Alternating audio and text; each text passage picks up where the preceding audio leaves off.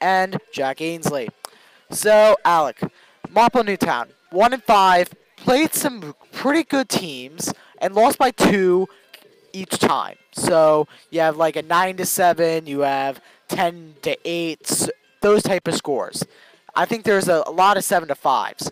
So Marple is a low-scoring team against a high-power scoring Jags team. That doesn't mix well. However, if they've been playing like they did against Stoga and Lower Merion and some of these other teams, I feel like they could have a decent shot of making it a close game. Yeah, absolutely. I mean, Marple Newtown. That team is what I compare that team to a bear trap. You look at the record and you see when you see the scores of those games, you think, Marple Newtown, they're only okay. We should beat them by like 10 or something. They can surprise you. They can play really good defense like you said, and they have a lot of surprises up their sleeves.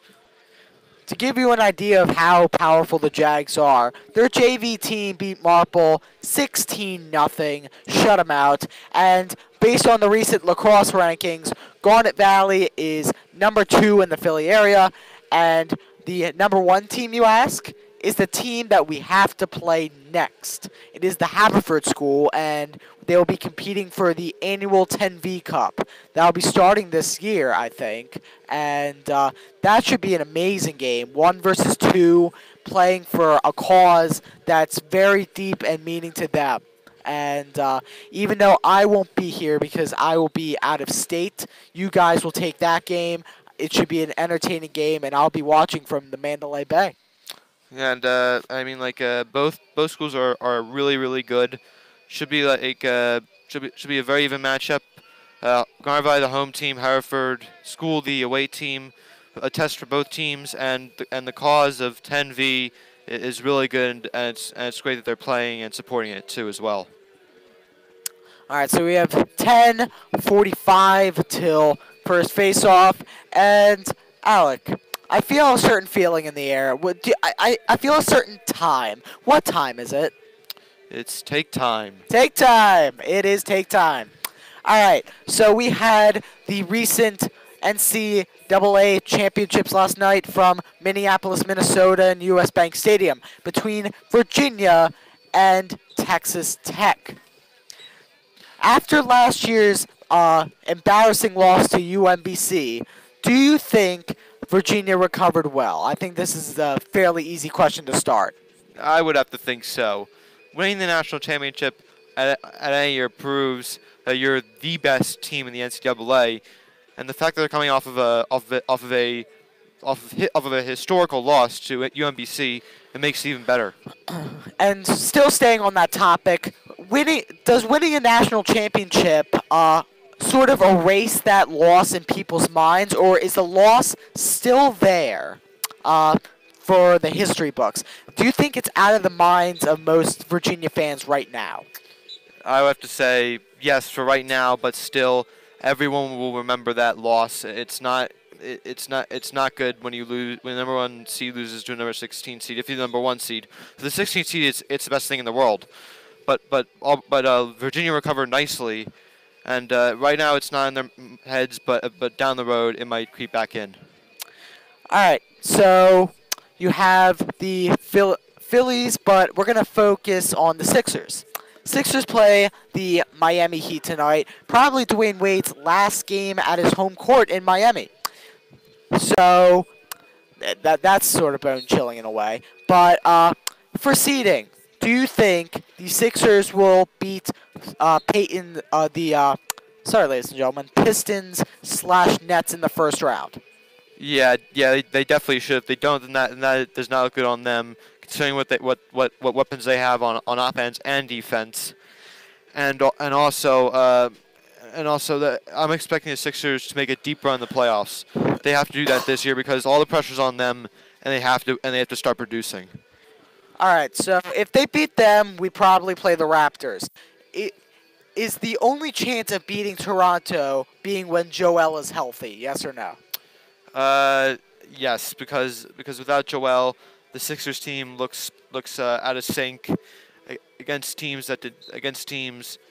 when they did not have Joel Embiid. They went under 500, and which proves that the Sixers need Joel throughout the playoffs.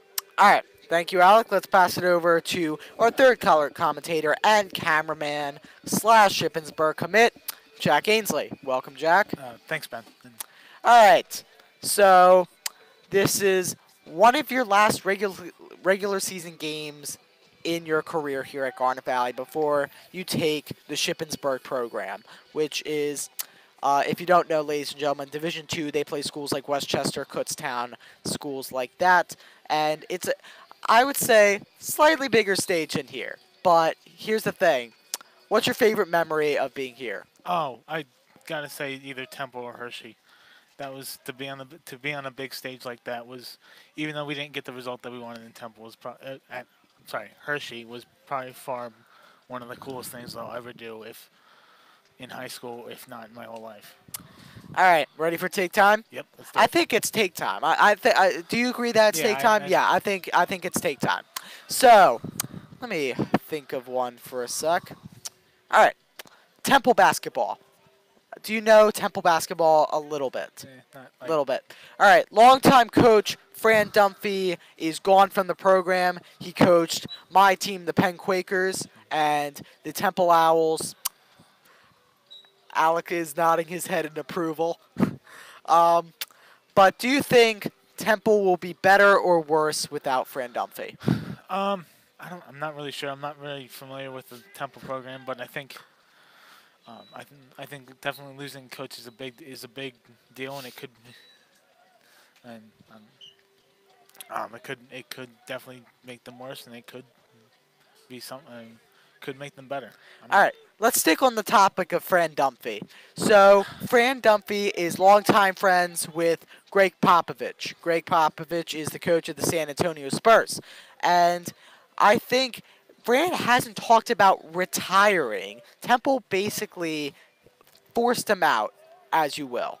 Like, sort of say, hey, we're going to move in a different direction. We want Aaron McKee to be the coach. And that's fine. Do you think Greg will offer Fran Dunphy an assistant job? I mean, maybe, especially since the connection between those two, I wouldn't be surprised if that happened. All right, so let's move on to your final one, the NFL draft. I think you know this a little bit better. Yes, I do. All right, so will the number one pick be Kyler Murray or will it not be Kyler Murray? Because he's been off and on about switching to baseball, football, and at some point you have to make a choice and cross the bridge. However, NFL teams are still on to him, including the Arizona Cardinals, who have the number one pick. So, do you think he will go number one? That's another tough one. I think he will, just because at the end of the day, if it does come down to money, you see the money and fame. The NFL, he can definitely probably be more successful in the NFL, especially how he played in college. Hopefully, even though that doesn't really translate, but. And plus, I agree with that statement, because if it doesn't work out in football, you can always Tim Tebow and go back to baseball, because you have, I would say, more of a chance than Tim Tebow at making the majors. Yeah, definitely. Because Kyler is all around a better player. Yeah. So I feel like there's no risk in it. No. The risk of maybe getting a couple concussions, it's there. Of course you're going to get hurt because, look, it's football. Yeah. It's dangerous. But you know what? Money-wise, it's not a risk. Yeah, definitely not. I mean, obviously two very good options and two options that I'd love to have. What are we doing?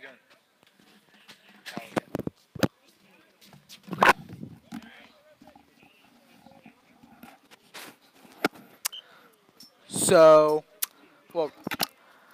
yeah, as I was saying, before the PA announcer went on, there's no risk involved in that. Yeah, no, there's no risk at all. So now back to this game, Jack, because I think I'm not quite done with you yet. In this game, will the Jags win by 5+ goals, over or under? I'm gonna go with under based on the look of Marple's schedule. Marple's previous game, they've held very good teams to little goals. But I think the Jags will get it done. They're just gonna have to do it and do it in a different way. Should be fun to watch. Thank you, Jack. And pass it over to Alec for 1 minute. I'm going to ask you the same question, Alec. 5 goals, over or under? I'm actually going to take the over on this one because Garnet Valley's offense is so high-powered, and Marple has never seen an offense like this year. And Garnet Valley has been on a roll as of late with the last game we broadcasted, having them win in overtime against Springfield, one of the best teams in Elko County and possibly the state. And just with the way things are going for both teams, I think Garnet Valley wins this one 11-5. All right, here's your national anthem.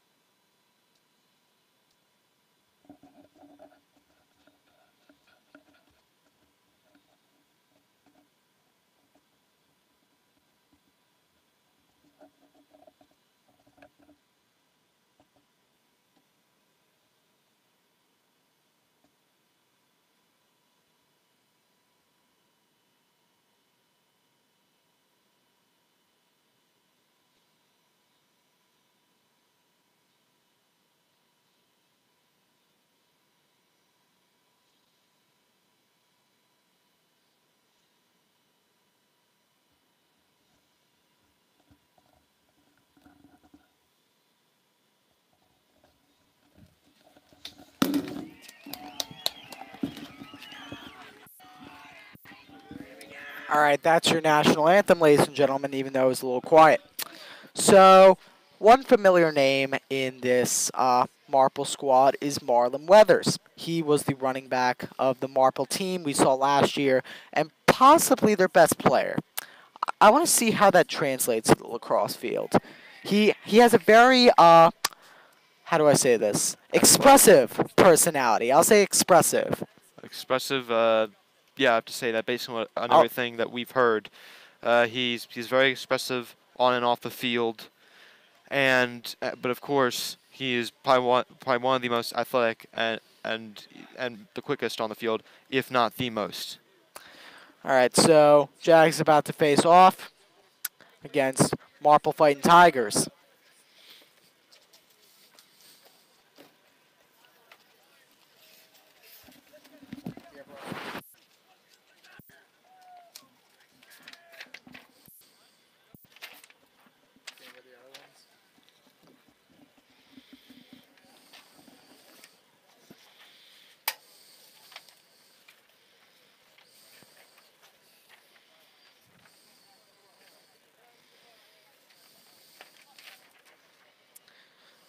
All right, captains be in the middle. That includes Dan Bradley, Mitch Lockman, and other faces like Shayna Donahue. Shout out to John Rickey from the University of Delaware.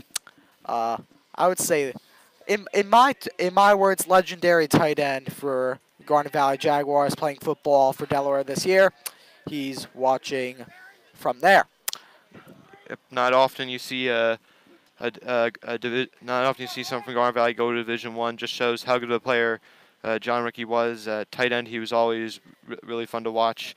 That in the year that they got to the District I championship, and of course Delaware is a great school on and off the field. Not only one District I championship, but two. One losing to North Penn and one losing to Coatesville. All right, we're just about set. Ball is down, and Garnet Valley wins the face-off. That's Adam Oldrati, sprinting full steam ahead. He'll take this close to coast here, and a goal.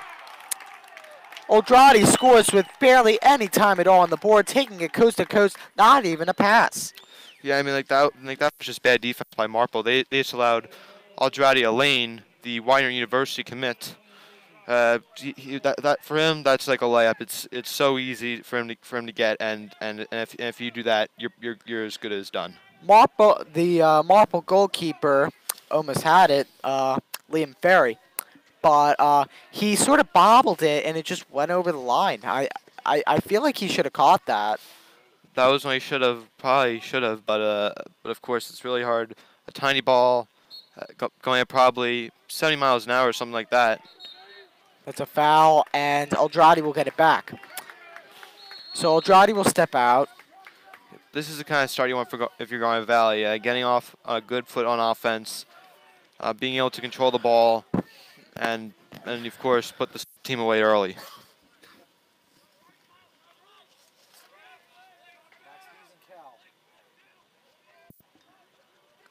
Circling around, goes to Mitch Lackman.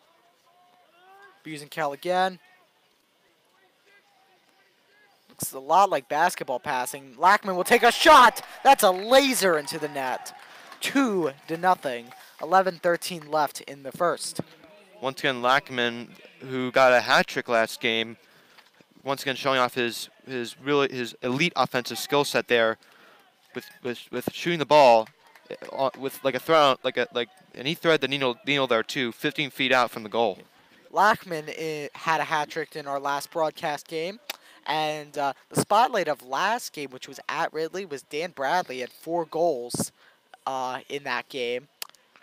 And I think Max Busenkel had 1. I think Lackman had 1, if I'm not mistaken. Yep, that's what. Yep, all the Garnet Valley players pretty much had good games last game. At least last game they broadcasted against Springfield. Just a really good team, and like you said, deserving of the number 2 spot in the Philly area. Yeah. Last game was 13-7 at Ridley, and they were pretty much dominant all game, from what I saw on Twitter. 10:46 left, 2-0. Marple has possession.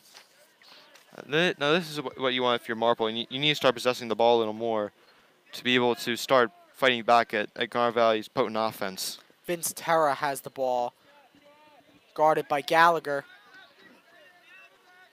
Gallagher playing amazing defense. Last time we broadcasted, he had spectacular defense. Not letting his man by. Tough shot by Terra, guarded by Gallagher. Good defense from Sean there. Yeah, that's what you want if you're Garnet Valley. Just good all-around defense. If you remember against Springfield, they played really good defense throughout the entire first quarter, but then they backed off a little bit and they allowed Springfield to get back in the game. But the key to this game is just keeping your foot on the gas pedal and playing this game away as early as possible. Right, so about 10 minutes left, 2-0. Charlie Box, right near the 35, guarded by Loudon.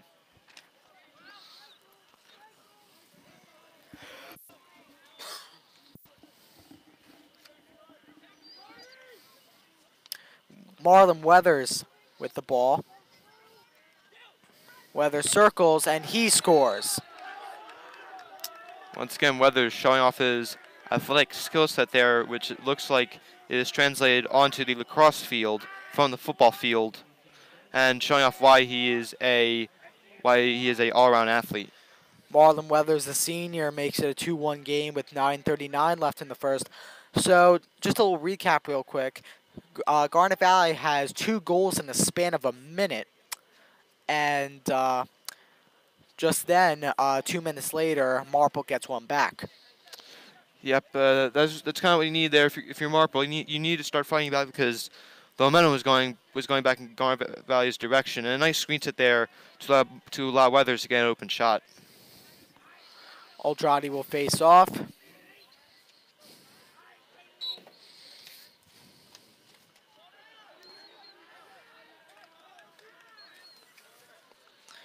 Eldradi has possession. Nice job there by Kevin Craig, stealing the ball away from Kyle Lee to be able to win the faceoff and get another offensive possession for Garnet Valley. Hunter Barr, York College commit. He goes to Bryce Stansfield. Morin. And Bradley goes back to Stansfield. Right near the 20 is Max Busenkel. Busenkel will go to Morin, back to Busenkel. Nice pass from Busenkel, except Bradley lost possession there.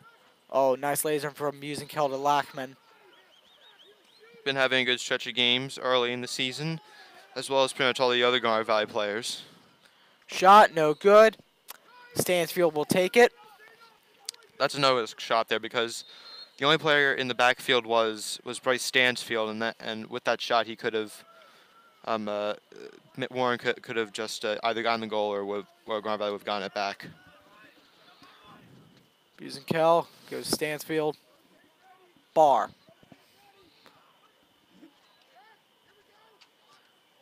Oh, Stansfield, he scores! Nice spin move right around Brett Showman. And with 8-12, makes it a 2-goal game, 3-1. Garnet Valley so far, one of our keys to this game is Marple Newtown has a really good defense. But so far in this game, Garnet Valley pretty much has been able to score at will as they are now leading 3-1.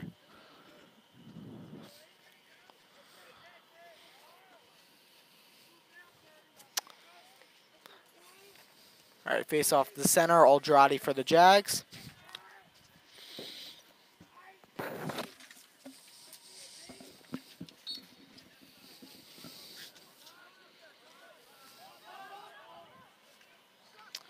Kyle Lee gets it. Oh, fumble there.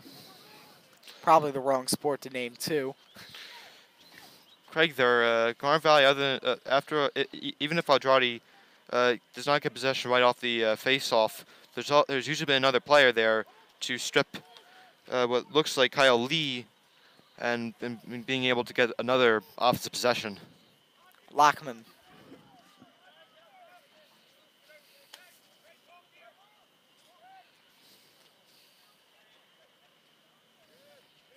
Corey Urso's in the game on the freshman. Lachman shoots, he scores. 4-1. 7:28 left to go in the first. Once again, Lachman making all his cuts and making all the right shots.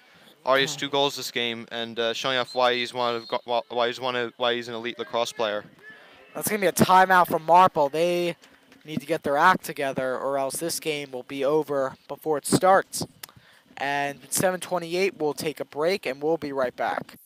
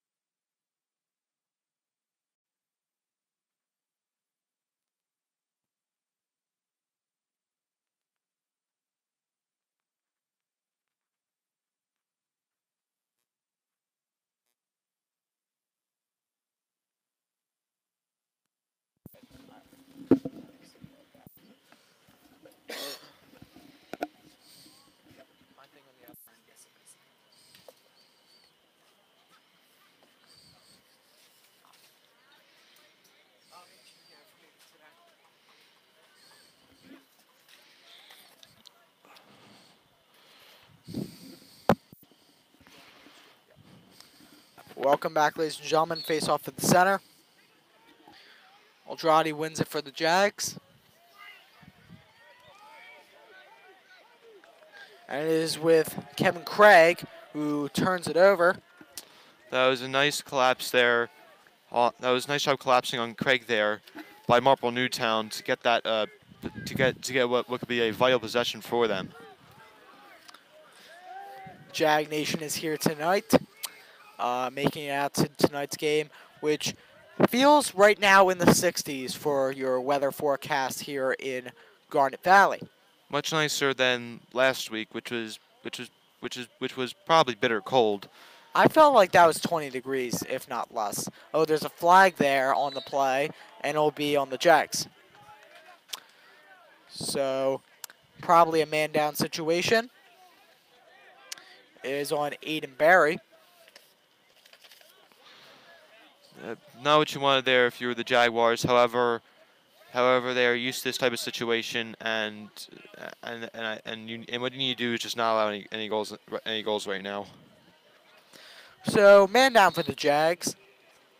The Lacrosse version of a power play. Marlon Weathers takes it near the 30.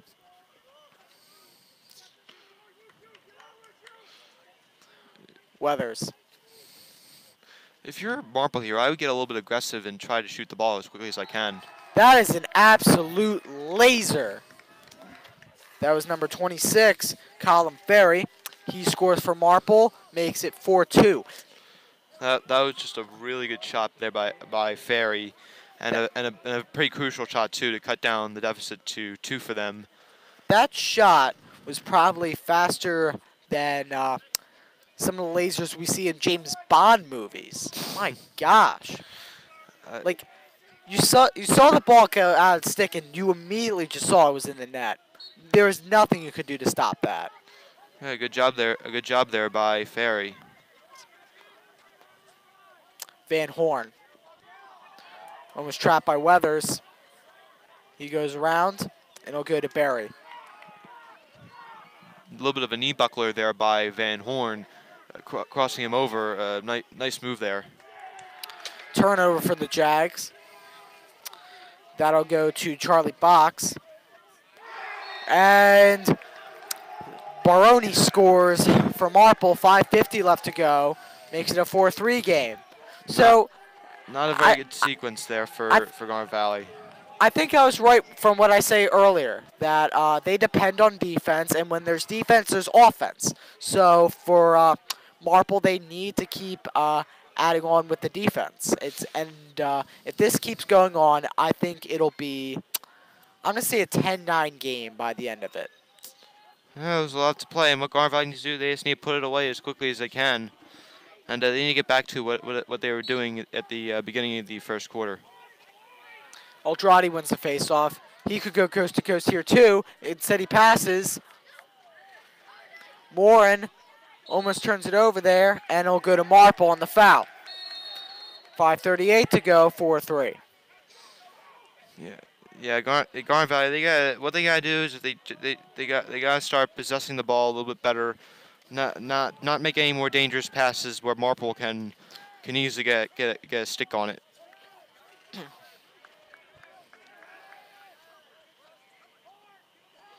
CJ Lane goes to Luke Gillis.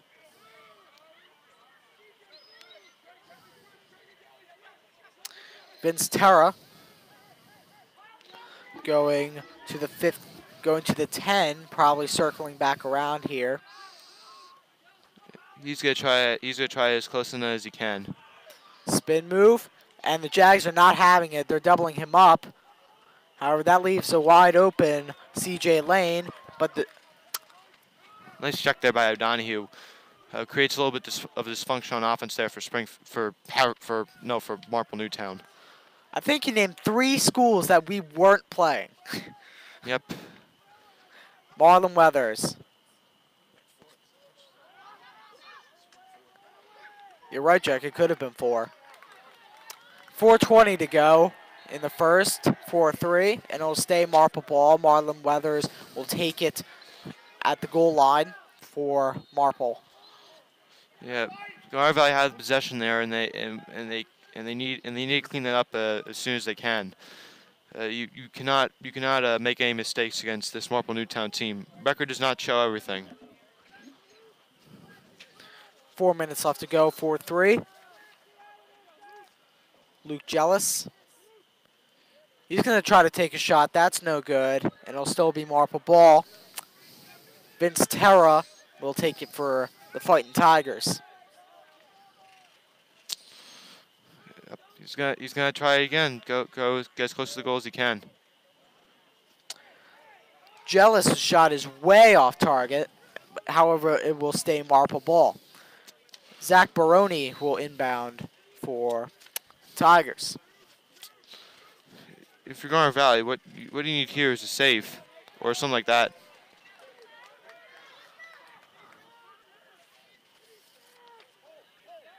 Sam Morin trying to get away from Marple here. Scramble and the Jags have it.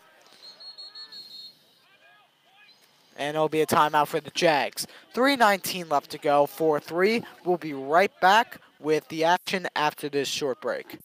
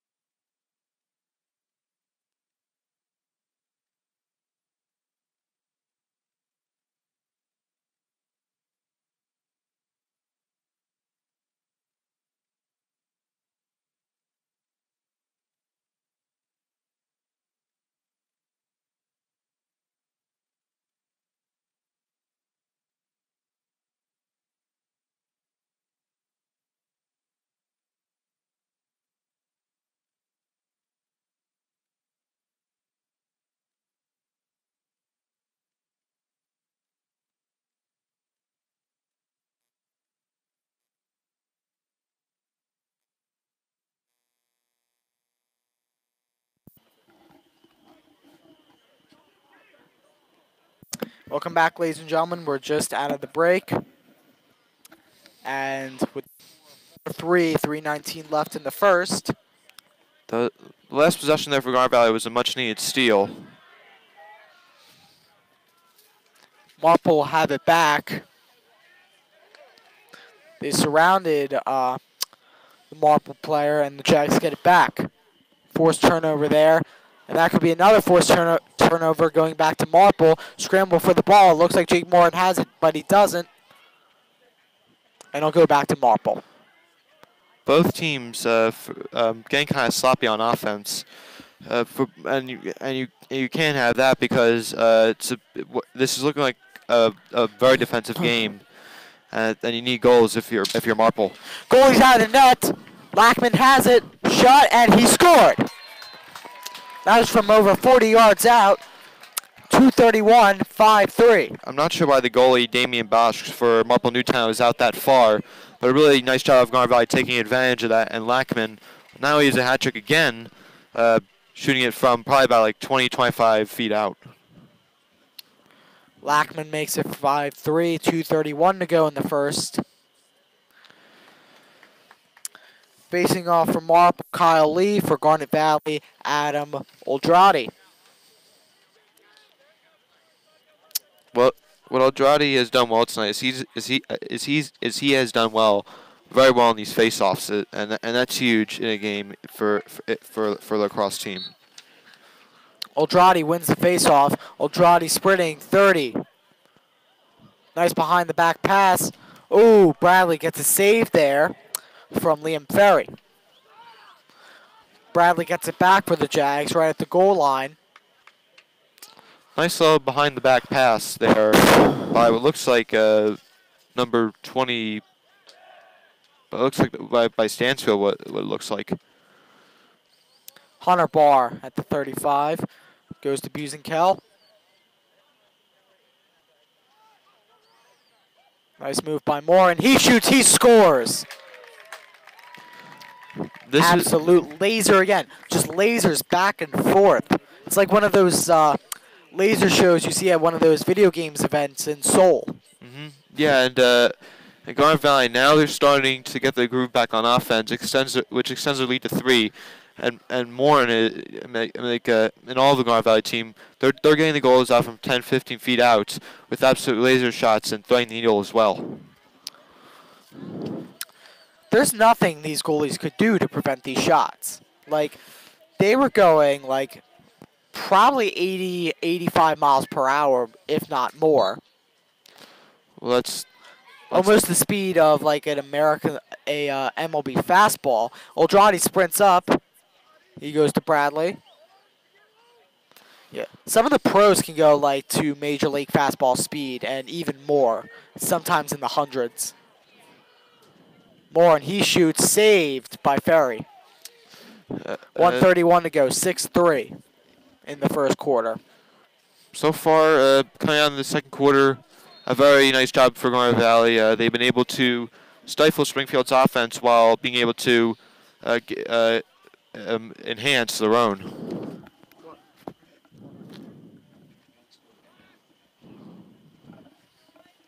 Alec, I think you said the wrong school again. I'm pretty sure. But whatever. All Central League teams. Moore, and he shoots, he scores. Nice close-up shot from Moore and makes it 7-3. And this is more what I think you expected with the Jags trying to pull away. Yeah, and Garnet Valley, right now, they got to keep their foot on the gas pedal. Morin's been on fire in this game. I believe he already has a hat trick as well. And Marple, their defense has been very lax tonight, considering the results they've had in the past games this season for them. So 1 minute left to go, 7-3. And Oldrade and Lee will take the face-off. Actually, no, Lee's not on the face-off. He's on the sidelines right now. Yeah, he hasn't been winning those face-offs, and I think the coach for Marple Newtown may have wanted to make a change. That change did not work. Oldrade wins it again. If I were Garnet Valley here, I would just hold the ball to the end of the half, get another goal here if you can, and then, of course, go into halftime with a 5-point lead.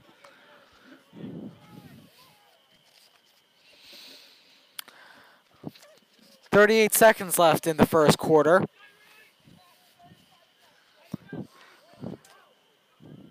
Shot. Oh. And he scores. Lackman makes it 8-3. I thought he saved it for a moment, but now it's a goal, 28.6 left. This has been an extremely good closeout for Garnet Valley this half. Leading 8-3 now, and exactly what you needed. So Lackman scores, makes it 8-3. They left him all alone out there. Like, he might as well have been in the Sahara Desert because there was no bodies around him. I don't think there was a body within 10 yards of him. I mean, like, this is really surprising considering what we were expecting coming into this game. 25 seconds ago, and it'll go to Marple.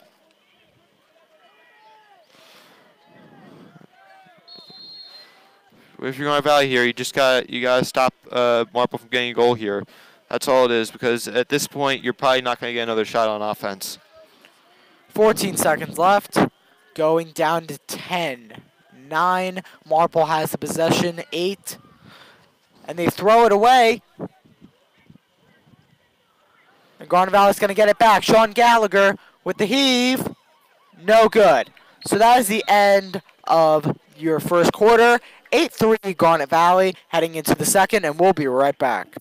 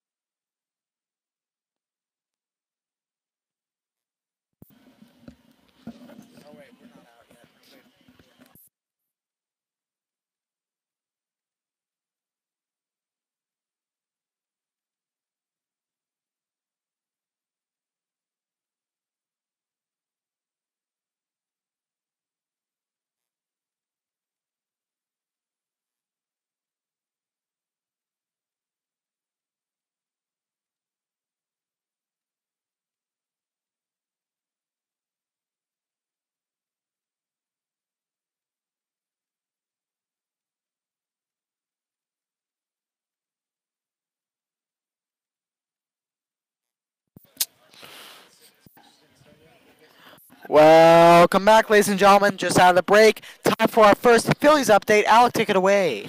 1-1 game. Nationals got the run by a sacrifice fly via Anthony Rendon, and the Phillies got what a surprise, a solo home run by who else? Their eight-hole hitter, Michael Franco. Good in both instances. One, Franco is a Philly, and two, Rendon's a fantasy player of mine. So, win-win situation.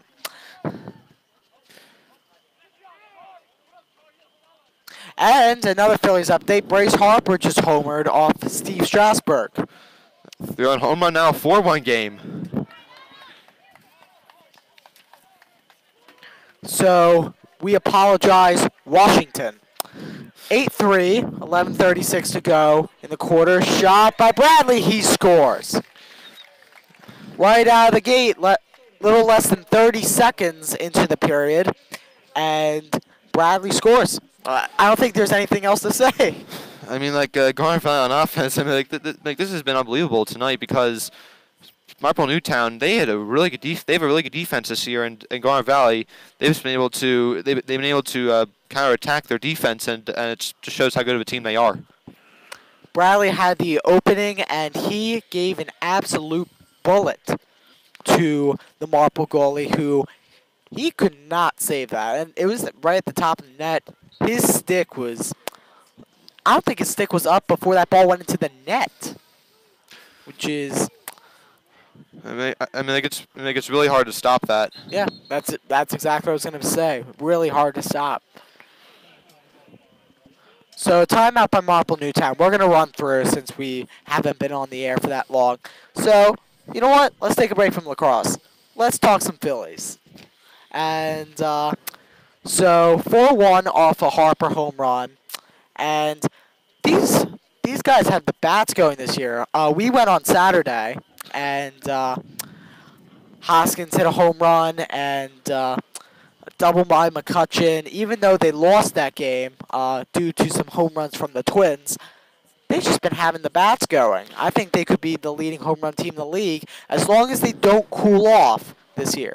I mean, the Phillies, they got 3 position players this offseason via trade or free agency, and that is the first time a team's ever done that. And these guys, they don't not only have speed, but they also have power and athleticism. This Phillies team, with the way they're playing right now, they could go on to the NLCS Championship or the World Series. And probably the weakest player in that is, at least hitting-wise, is Gene Segura. And even he can hit. Like, he can hit a lot of doubles. He can't necessarily hit that many home runs. He had 10 last year. I completely disagree with that. The worst offensive player for the Phillies, I would say, is Cesar Hernandez. No, I mean out of the new players.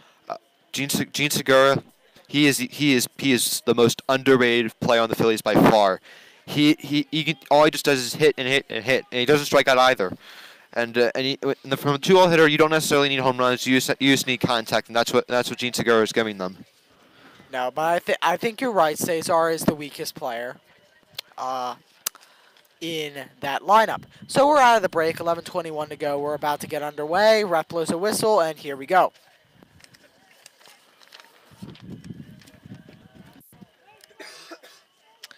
Vince Terra circles around the net. Spin moves on Stansfield.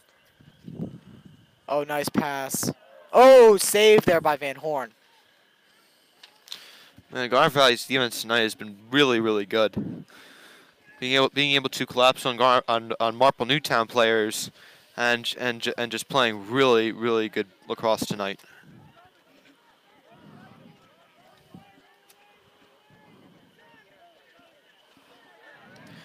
Turnover there by Marple, and it'll go to Sam Warren. Actually, no, it'll go to Nick Van Horn. Van Horn. He'll go to Shayna Donahue. O'Donohue. Jukes out Marlon Weathers. And timeout for the Jags. 10:16 left to go. We'll be right back, ladies and gentlemen, after this short break, but don't go anywhere.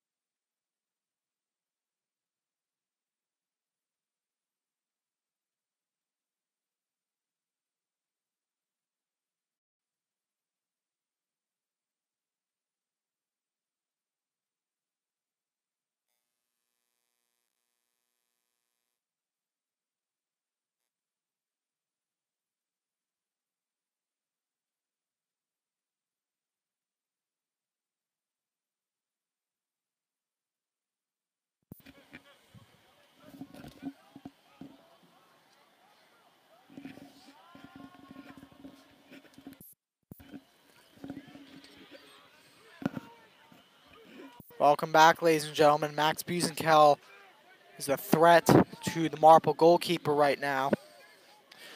I mean, Garnet Valley, they've just been able to get around the net and get open shots.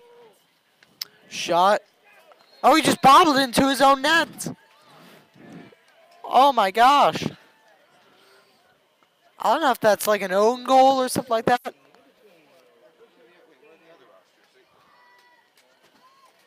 He just bobbled into his own net. Oh boy. And bad goes to worse for Marple. It goes from bad to worse. That's what I was meant to say. With 9:47 left in the second, 10-3 Garnet Valley, and this is not going good for the Tigers.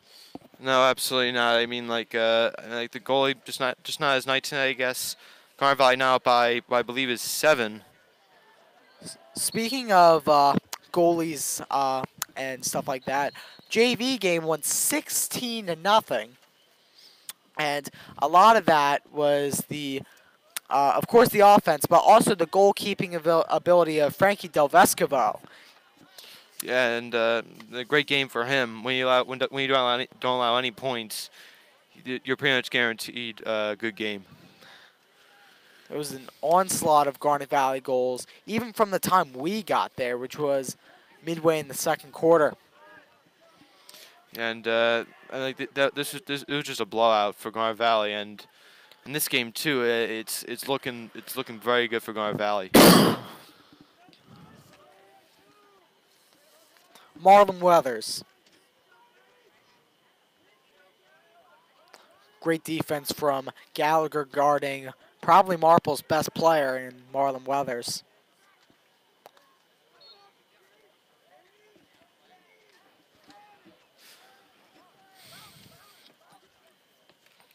This is not what we were expecting at all. We were expecting Garnet Valley to take a little bit of time to get going on offense, but not being able to get goals at will like this.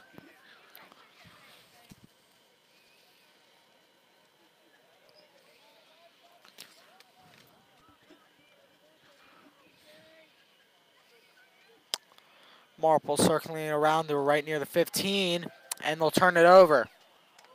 Right to Dami Ablazi.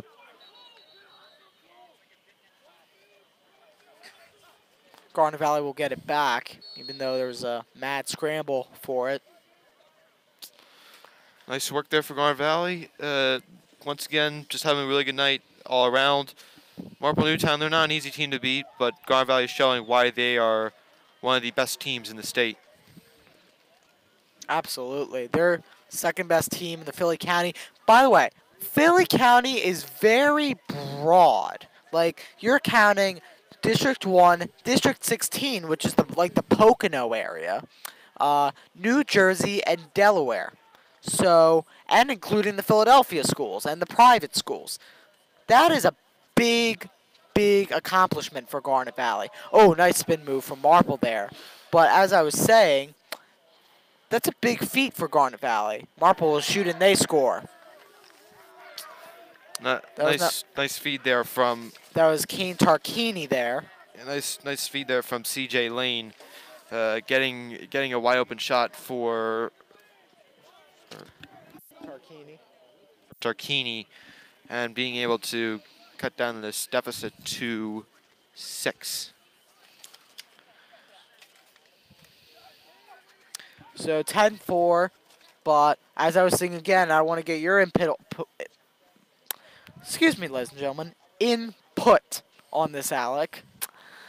I think that's a big, big feat to do, is to be the best in the Poconos, Delaware, Jersey, and I don't think all of Jersey. I think more southern Jersey and like Shawnee and type of places like that, Morristown. But Delaware, all the private schools, and all of District 1. That is a lot of schools. Yeah, and that's pretty much the tri-state area, which is extremely large, and it's really a huge accomplishment for Garnet Valley, and just shows how good of a lacrosse program they have here. And by the way, I'll name a few schools that are in that mix that are like big-time schools. Salesianum, you have schools like North Penn, you have schools like, I don't know, name anything. You have schools like Smyrna in Delaware. You have all the Lehighs, Bethlehem Freedom. You have Southern Lehigh, Central Bucks. Oh, Busenkel missed a shot there. Ferry there pretty much jumped up in his face. That made it a really hard shot for Busenkill, and Ferry, who has not had the best night, shows some will on defense there. Yeah. And to finish my statement, it also includes private schools like Shipley, Academy of the New Church, Westtown, a lot of good schools. Oh yeah, absolutely. I mean, like, and you're talking about and you're talking about some private schools there too. And in Garnet Valley, they have a lot of college recruits here. Oh, absolute bullet by Dan Bradley, and he makes it 11-4 with 6:03 left in the half. Dan Bradley, also one of the football stars, one of our starting running backs this year, shows off his skills on the lacrosse field with an absolute laser, which we've seen a lot tonight. And going back to the JV team, once some of these seniors are gone, the JV team looked very impressive. I think the future of Garnet Valley is in very good hands with our freshman and JV team. Yeah, and what Garnet Valley does well in lacrosse, and actually in any sports, is they do a very good job of creating depth and being able to prepare the younger players for the future. Oldrati wins the face-off, 5:54 left, 11-4.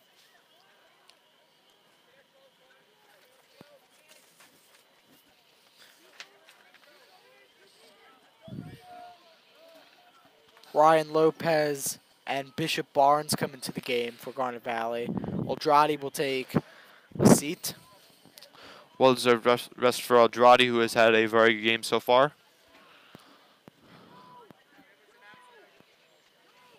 Stansfield.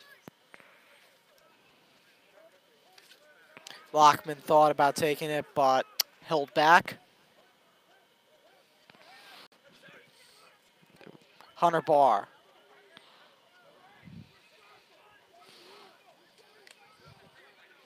It looks like Garnet Valley is just going to take their time and look for the best shot they can.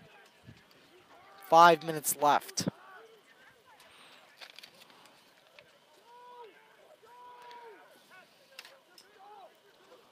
Barr. Circles around.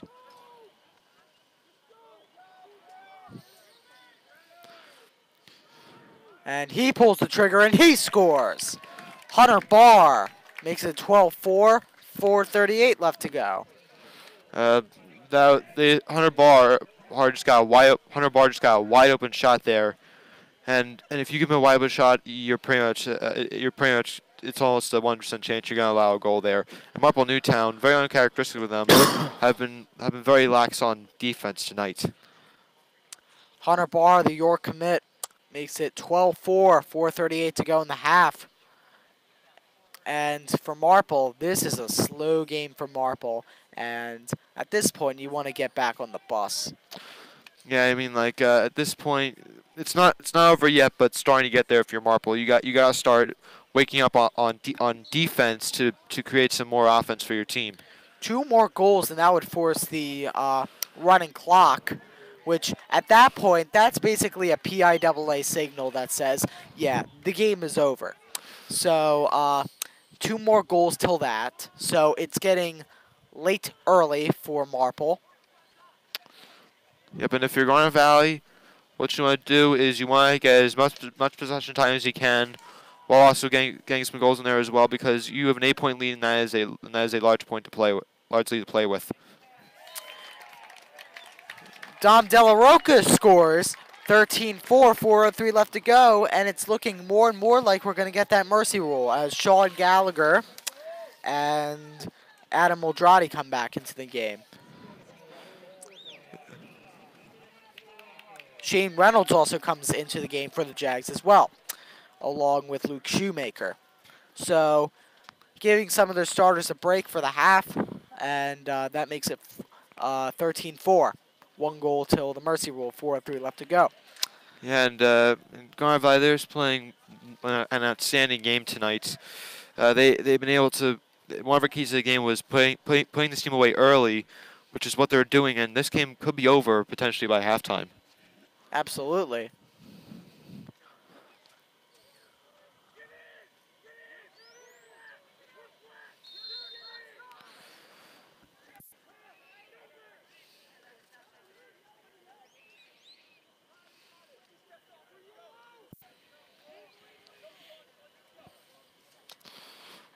That was actually Dom Della Rocca's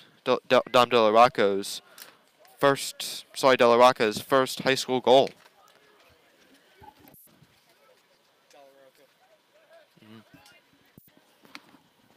Turnover there. Goes back to Marple, 3:30 to go. Oh, nice run there by Marple. It's number 15, Gavin Garbett. One of the defenders for Marple. But he needs to get back, or else they will have an uneven amount of men going to a Garnet Valley break. Because most of your defenders sit back while the offense goes to work. That's usually how lacrosse works for offenses and defenses. Yep, and Marple, they need that offensive possession dearly, and now it looks like they're gonna give and they just gave the ball away again. Up, Marlon Weathers gets it back. 2:46 to go. Weathers at the 30.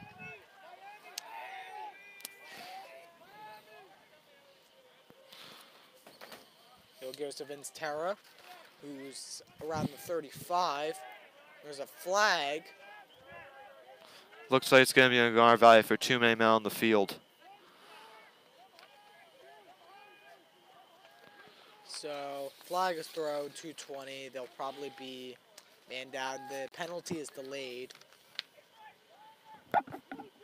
much like in hockey. Yeah, so if you're Marple, you pretty much just look for the best shot you can. If it doesn't work, then it doesn't work because. Well, if it doesn't work, have Garnet Valley touch it, or at the stoppage.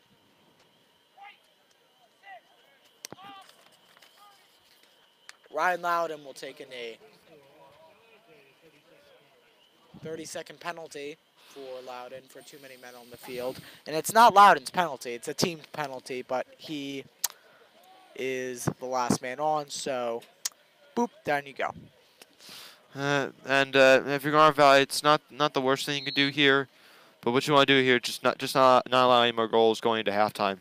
Loudon will get back in. There's still 1:50 left. And it's only a 30-second penalty. Marlon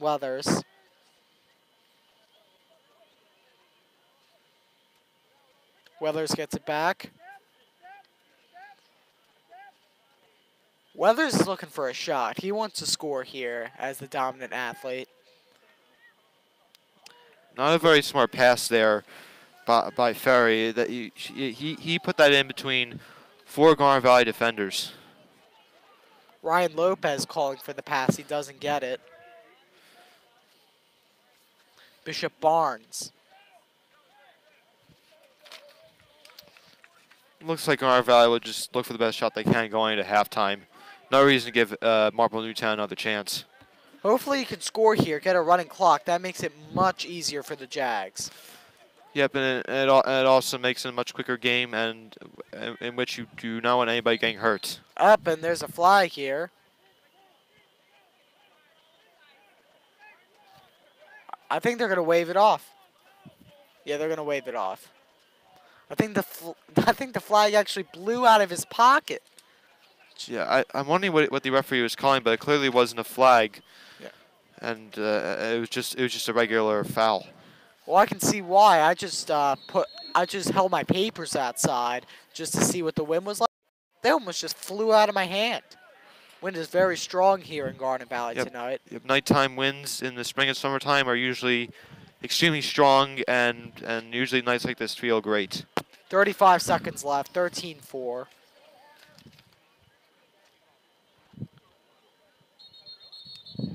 I think there's a foul there.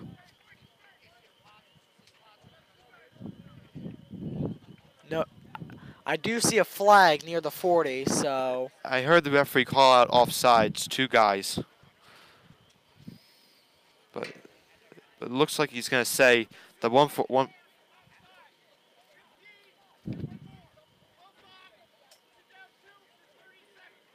All right, so they're going to be down 2 for 30 seconds. So they'll be down 2 for the half as there's only 28 seconds to go.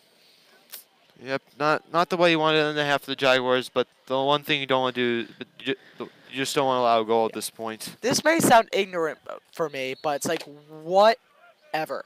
Because you're up 13-4, there's 28 seconds left. Just don't give up a goal and you're fine. Like, yes, it was a careless penalty, but it's not the worst. And you just want to clean it up for later games because if this is a close game, that could be huge. I agree. Like next game against Haverford, you may not want to do that. 2 seconds left. They have to take a shot. Marlon Weathers does, and he just throws it away. So that'll be your half. 13-4. Garnet Valley over Marple. And we'll be back after this half, or after halftime, per se. And we'll be right back.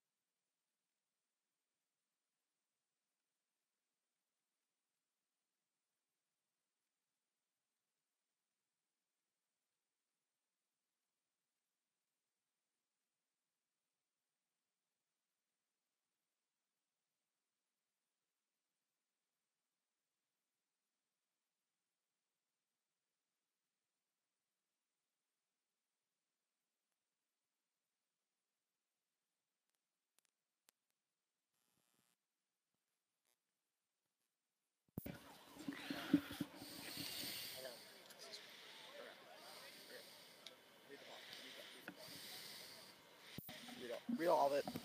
Welcome back, ladies and gentlemen. 13-4, Garnet Valley over Marple, and we're just about to get underway. Yep. So 24 minutes left to go in this game before we have to face a Haverford school during spring break. I will not be there as I will be in Las Vegas, Nevada. So I think you and Jack will be taking that one if I'm correct. Yep. Enjoy the casinos. I don't think I can. I think I'm under 21. If there's no cops around, then nothing's illegal. I'm just kidding. I'm just kidding.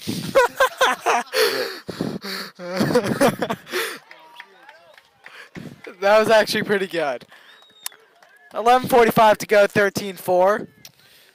We got another Phillies update for you. Now the Phillies are winning 6-1 by way of a 2-run triple by Gene Segura. All right, I stand corrected. He may not be the weakest new player. I mean, like, right now for me, that would actually be JT. Oh, Real Muto? Yeah, okay. I can see that. Shot was off the mark there, and Marple will get it back.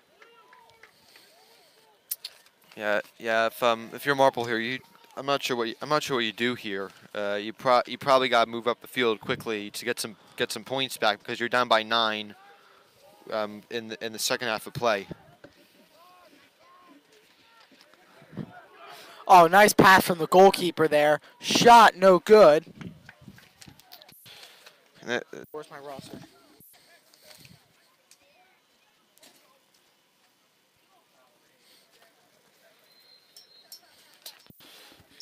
Yeah, if you're Marple right now, you just want to get goals as quickly as possible because you're in a big hole right now, and if you want to get back in this game, you just got to start scoring.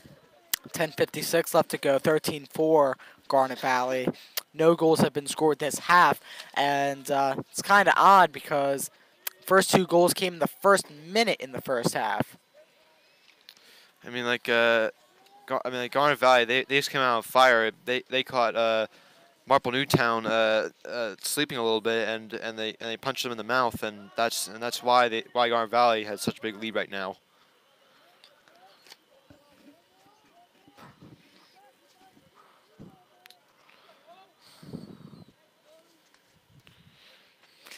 $10:20 left to go. 13-4. Garnet Valley is not allowing anything near the goal right now. Nice save from Van Horn. So, with 10 minutes, still same score. Bradley's blazing upfield. Actually, no, that's Ryan Loudon. Goes to Busenkel. Bradley. Lackman. Save from Marple goalkeeper Liam Ferry. Nice job by Moore there getting that ball back on the rebound. Busenkel at 20.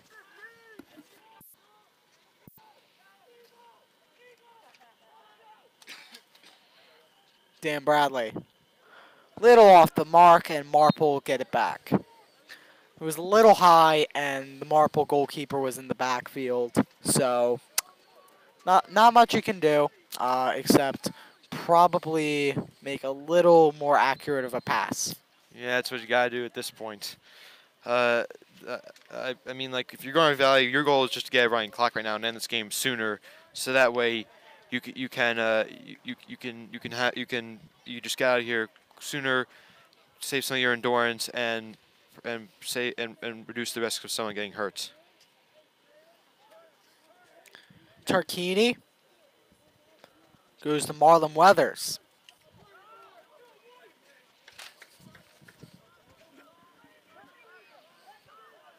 Sean Gallagher comes in for the Jags. Substitution for Mitch Lackman. Gallagher. I thought he was in the attack end for a minute. But Gallagher will be guarding number 30, Luke Jealous. Looks like they're on a man defense right now. Gallagher with the help. So Yeah, it looks like it's working there, right? Working for Garnet Valley right now. Only 4 goals, and just really good defense all around. Shot is off, and it'll go to Garnet Valley. Luke Shoemaker to take it in for the Jags. Goes to Nick Van Horn. Just for really tonight, just not a very good day for them. Garnet Valley having one of their best games of the year, and just putting their foot on the gas pedal and playing this game away very quickly. Gallagher goes to Danny Bradley.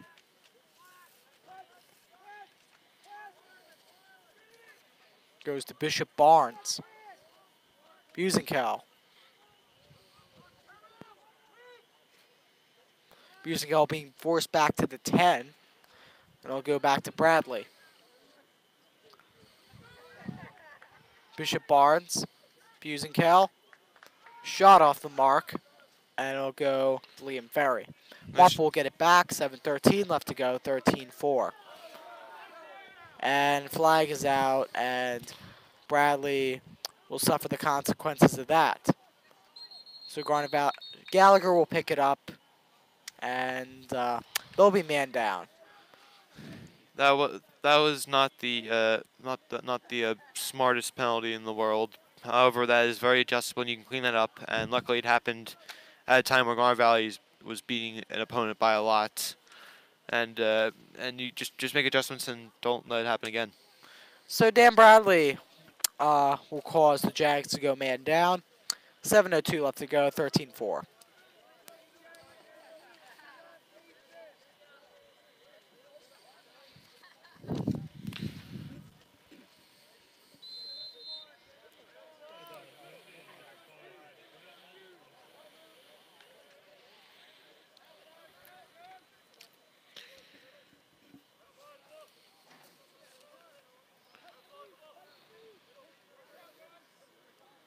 Shot by Marple, and they score. Vince Terra. I think that's his second of the game. Nice. 13-5, 6:44 to go in the third. Yep, if you need that desperately, if you're Marple, a goal to cut down the deficit. And that will force the Jags to score 2 goals for a mercy rule. If you're Garnet Valley now, all you just need to do is just step on the gas pedal and just get 2 goals on allowing none as quickly as you can, and get the running clock so that way you can get home a little bit faster.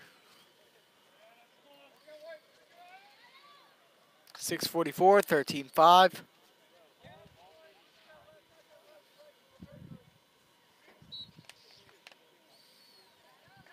Oldrati wins it.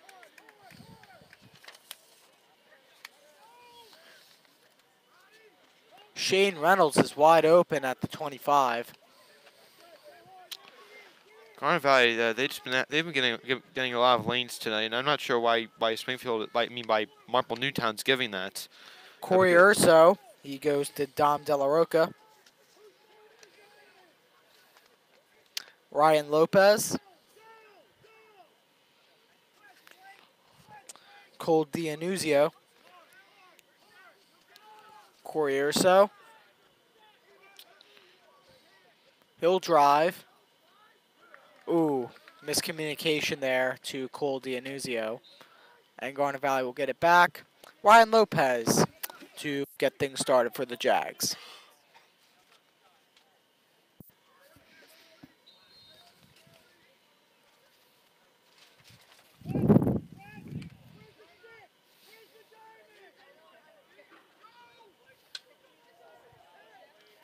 That's going to be a penalty on Marple there. Looks like he lost his net there on the stick. Doesn't matter. I think the penalty's on him anyway. So he'll just go and take a knee. Let's listen to the ref.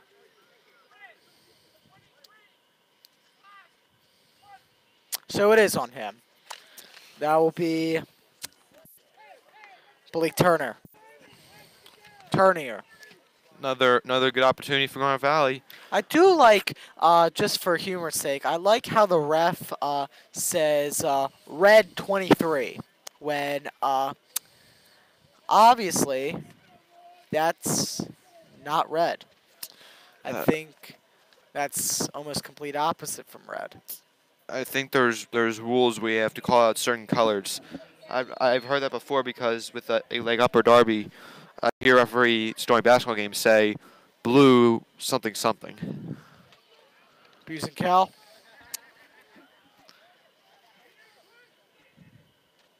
Ooh, save from Stanfield shot. Hunter Barr. Barr. Goes to Bradley. Spin move. Ooh, nice save from Ferry. From Stanfield shot again. 4:59 left to go. 13-5. On a night where where Ferry has not had the best game, that was nice. That was a nice save that was a nice save and that on a good note. However, that was not a very smart pass there because that was just a jump ball. Van Horn is out of net. And Van Horn will take it as it goes out of bounds. Oh, wait, no, it's Marple ball? I'm not sure why Marple is getting it there, because at that point you have to assume that's a shot, and Well, it's that Van Horn was to the ball first. I don't see why. Referee Blues, I guess. guess so. Watch out behind you. Nice shot by Stansfield there. Lackman behind the back. Ooh. That was nice. 14-5. 404 behind the back from Lackman. Very nice job there by Lackman. Has been really good on offense this year, and it gets I believe his 5th goal of the night. Do you have a Phillies update for me? Or for us? Sorry. Same score pretty much. Going at the bottom of the 5th inning, Aaron Nola is rolling tonight, contrary to his last start. Good to see him rebound from that. That's always good.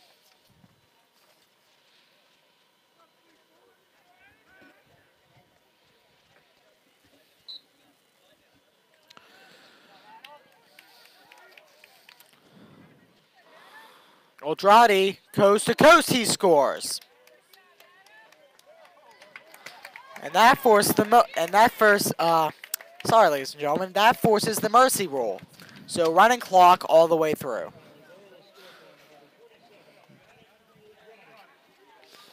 So Corey Urso will come back into the game for the Jags. And looks like he's going to take the face-off. Nice job there by Aldrade using a burst of speed off the face-off to get that easy goal. Urso for the face-off for the Jags.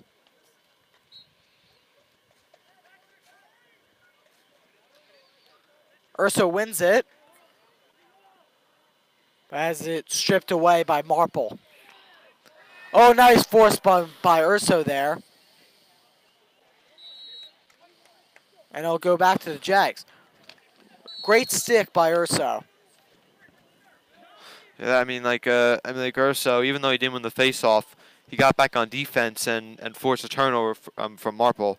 Really good effort there by Urso and a nice play. Ryan Nealon. Miscommunication there, and Marple will get it back. Nealon hunting him down, forces the miscommunication there from Marple, so the Jags will get it back there. Great defense from Nealon. And both of his sisters play for girls lacrosse, both going to Penn State. Also, as a brother going to the prestigious Lehigh University. Yeah, they had a tough loss to Loyola very recently, and however, he played very well. I think he played for a little bit. Yep, and Loyola is I believe was ranked number 3 in the nation during that game, but that record could have gone up after that. Mind you, Lehigh was ranked number 11, and Loyola, of course, is where McAteer is going. Yep, very good athletic school.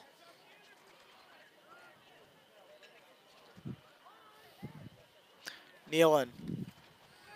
Actually, no, it's with Busenkel right now. A lot of freshmen on the field, and the wind is still blowing. Yeah, it looks like that Coach Urso here is just gonna let his backups play and get them some experience. Nice shot, and they score.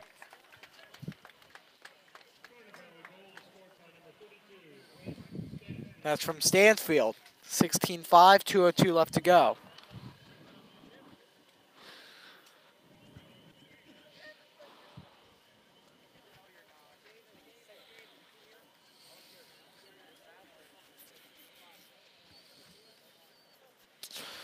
So far, I was predicting 11-5 game. I could be right about the Marple score, but Garnet Valley has scored way more than I would have thought. So 2:02 left to go. Still on the running clock.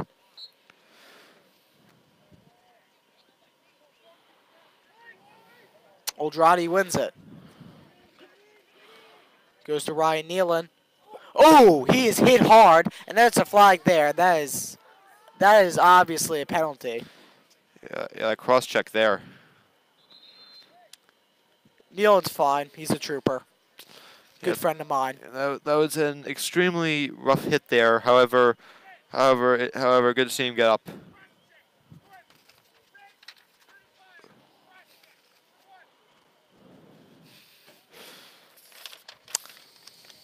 So, number 35, Billy Brosco is charged with the cross check. They'll be man up. Yep. At this point in the game, if you're Garnet Valley, all you just want to do is run out the clock. Bishop Barnes. Busenkel. Nealon. Spin move. Shot. He scores! Ryan Nealon with the goal. Makes it 17-5. I think that's his first career high school goal. Yep. That was that nice spin move by Ryan Nealon. That was simply that was very impressive, and also his first high school goal tonight. Quite a few firsts tonight from Garnet Valley. Nealon's goal makes it 17-5, 1:05 left to go. Very nice stick work from Nealon there. He had to make a few juke moves in order to get that goal off on Liam Ferry.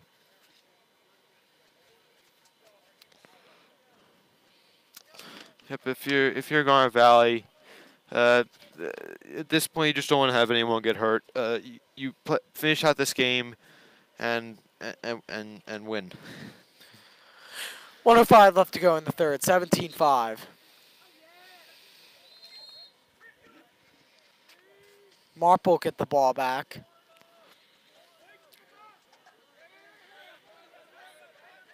Less than a minute now. Tarquini goes to Weathers. I'm wondering if Marple's going to rush us here or not, but certainly does not look like it.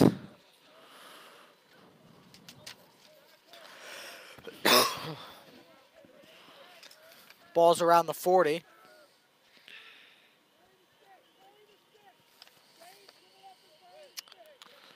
David Horak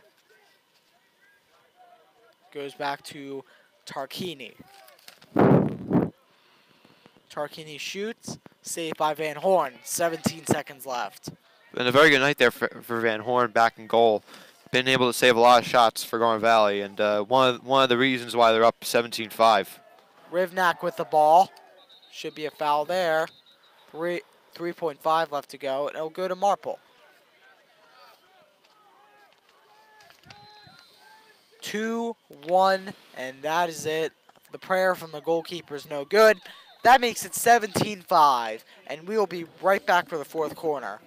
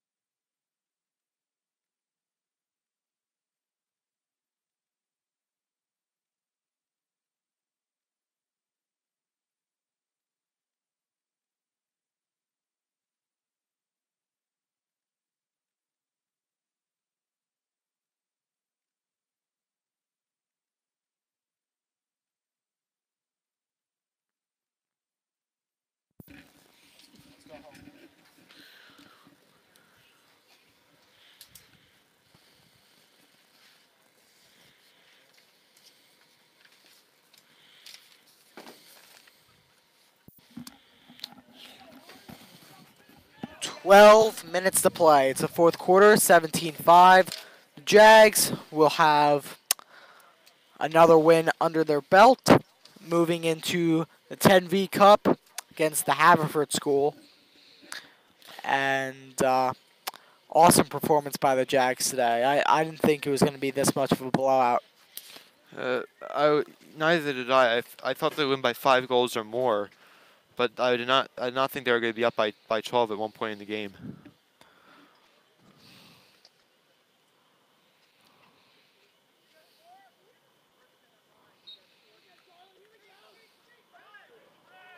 All right, that's won by Marple Newtown, Charlie Box. And Charlie Box scores. Marlon Weather is very hype, I'll say, on the sidelines rooting for his teammate, even though all hope is lost for this team tonight. So good to see, though. You want to be able to support your teammates anytime you can, even if it's a 17-6 blowout.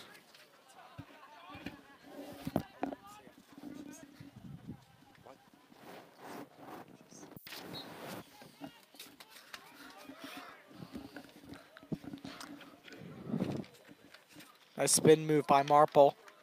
Garnet Valley will get it back.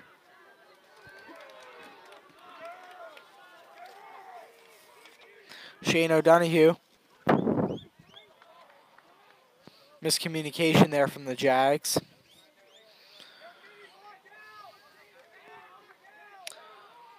Adam Oldradi.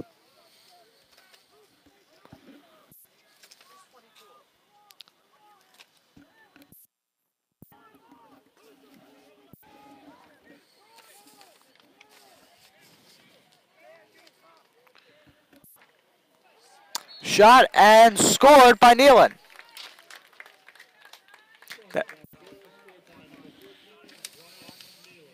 That is his second of the game, 18-6, with 11:02 left to play. Yep. That was a nice close-range bullet by Nealon. Just a quick stick move to the right, up, in. And even though I don't know much about lacrosse, I know that shot is hard to stop when you're less than 3 yards out. Yeah, and Nealon's been having a good night so far. Already has his second goal. Garnet is up to 18-6. At this point, you pretty much can just sit back and win this game.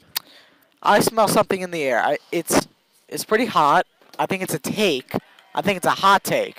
Do you think the Jags will score 20 goals in this game by the time we're done? I think so at this point. Nealon gets it back. Nealon loses it. And Michael Weitzman gets it back. And Garnet Valley will get it back as it goes out of bounds. Yep, good for Garnet Valley. That's what you need. Just get possession and win this game.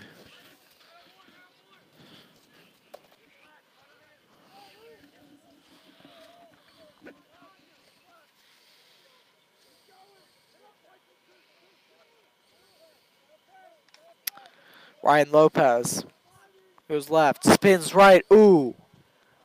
Got him there. Shot by Halloran. He scores. Nice shot by Joey Halloran there. Another freshman. 19-6, 10:06 left to go.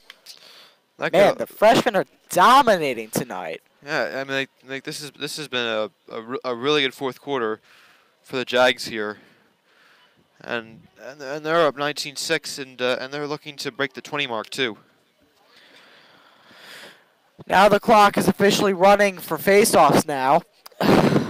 It wasn't before. I don't know why. It was a running clock rule. Just saying. 19-6 with 9:47 to go in the fourth.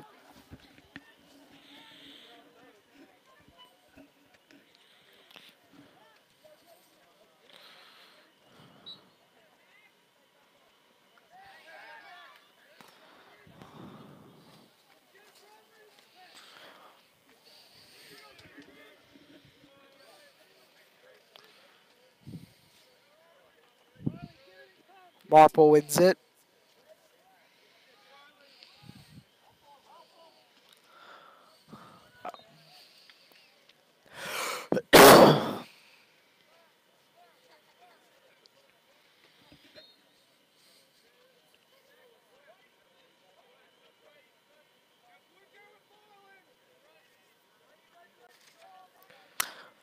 Marlon Weathers. Guarded by Max Pruett. One thing about this game tonight is that it amazes me that Garnet Valley can score 19 points against a team coming into the game has held some of the best teams to just 7 points for an entire game. Weathers scores. So that makes it 19-7. He's unusually quiet for Marlon Weathers tonight. After that goal, he didn't really show any emotion at all. He knows it's over and he's waiting for the bus ride back home to Broomall. Yeah, like not a very good game for Marple Newtown tonight. Probably one of their worst games of the year. However, I imagine they're a team that will learn from this and will come back stronger.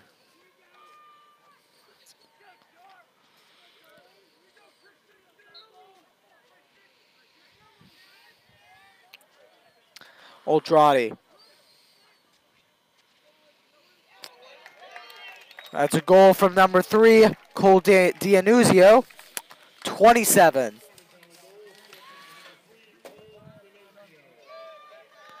D'Annunzio, pardon me, makes it 7:30. No, I've been falling asleep, ladies and gentlemen. That's the time. The actual score is 27. And that take we had we were right. Garnet Valley has officially cracked the 20 mark. And with a lot of time to spare, they could get more. They could actually go to 25 if they really want to. I don't think that they will because they're reasonable people that want to save the torture. Yeah, Garnet Valley is a classy team. At this point, I would not think they would run up the score. Halloran pass to D'Annunzio, who will probably go back to Halloran. He's just going to hold it. Yeah, at this point, you don't run up the score. However, you don't want to give the other team back the ball. So at this point, you just hold the ball in your own territory. Nealon, Halloran, D'Annunzio. He shoots, he scores. 21-7. D'Annunzio has had a very good fourth quarter here, and he is, and I mean, like the entire Garnet Valley team has just been pouring on offense, and 21 points. I mean, that's pretty much unheard of in lacrosse. Actually, more heard of than you think, but yeah, it's pretty rare. I'll say that much. Yeah, no, it actually is almost unheard of. You're right, Alec. There's a lot of double-digit scores. Like, I'm a huge Penn fan, as some of you may figure, since I talk a lot about Penn. I saw them play number 1 Duke last year, and they upset them 11-10, which for lacrosse is a very high-scoring game. 21. It's a pretty good high-scoring game for the Jags. Yeah, and Marple. I mean, like, Marple only has a 1-5 record, but They're a better team than that. Yeah, but they definitely are a better team than that. They ran to a bunch of tough teams early on in the year. I expect them to get better as the year goes on. We're in the middle of the season, though. They have to snap out of it, or else this may not be the good for them. I mean, it just hasn't been has not been a good start to the season for them.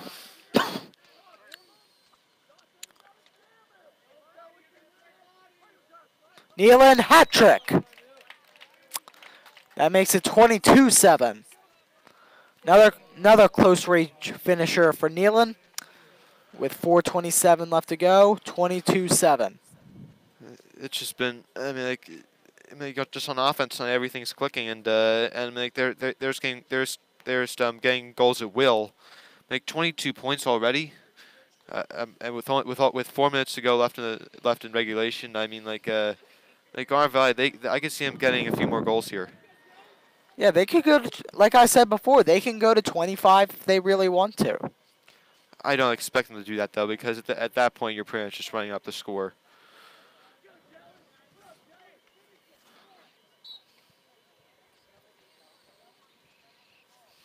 Facing off for the Jags is Sam Moran. Marple wins it.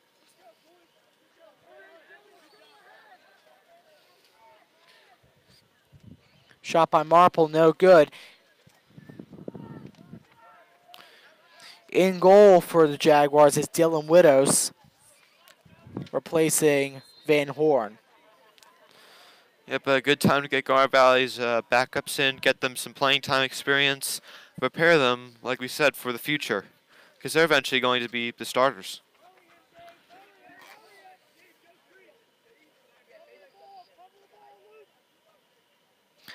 Brian Bradley's also in for the Jags.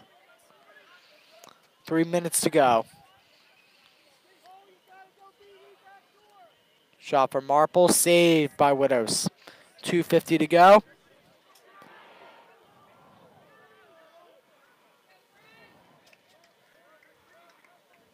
Nealon.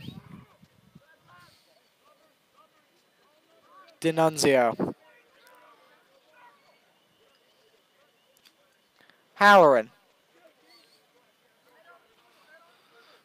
At this point, I expect Garnet Valley to just hold the ball for the rest of the quarter. And the game.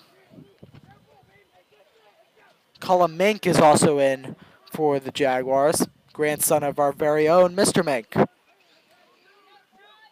Yep, the voice of the Valley. Voice of the Valley.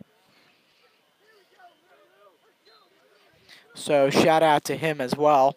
Shout out to Mr. Ricky helping us out tonight with 1:55 to go. And shout out to every single viewer watching us. You guys are awesome. Yep. Thank you for viewing these games. Means a lot to us. And tomorrow we'll be back with girls softball.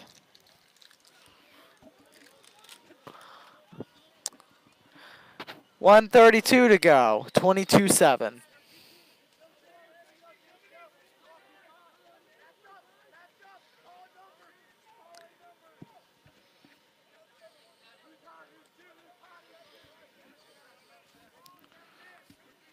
Probably just go hold the ball for the rest of the quarter. Cullum Mink with the ball. Makes a move. Cullum Mink.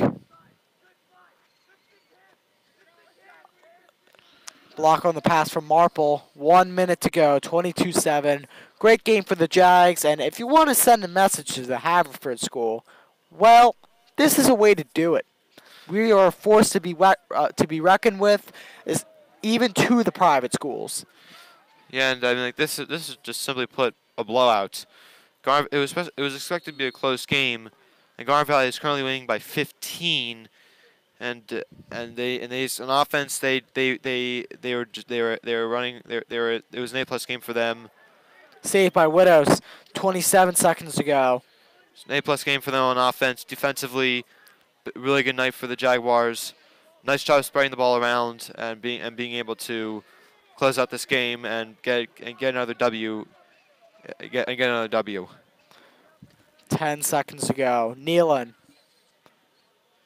goes to Halloran. 5 seconds left. Goes to D'Annunzio, and that will do it. Time expires. 22-7. 15-point win for the Jags from the Mo. All right, just a really game for the Jaguars. Great win for them. Great for their confidence. And great for everyone, involved, as now they move to 9-0. We're live tomorrow, but for now, I'm Ben Hoyt with Alec Eskin and Jack Ainsley saying so long. Let's go, Jags.